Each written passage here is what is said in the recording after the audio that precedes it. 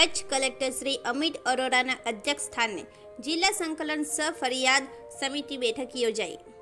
આજરોજ જિલ્લા સેવા સદન ભુજ કચ્છ ખાતે કલેક્ટર શ્રી અમિત અરોરાના અધ્યક્ષસ્થાને સંકલન ફરિયાદ સમિતિ બેઠક યોજાઈ હતી। જિલ્લાના ચૂંટાયેલા પદાધિકારીશ્રીઓ દ્વારા પ્રજાને સ્પર્શતા વિવિધ પ્રકારના પ્રશ્નોની રજૂઆત બેઠકમાં કરવામાં આવી હતી। જિલ્લા કલેક્ટરશ્રીએ પદાધિકારીશ્રીઓના પ્રશ્નોનું તાત્કાલિક નિવારણ લાવવા સંબંધિત વિભાગના અધિકારીશ્રીઓને તાકીદ કરી હતી।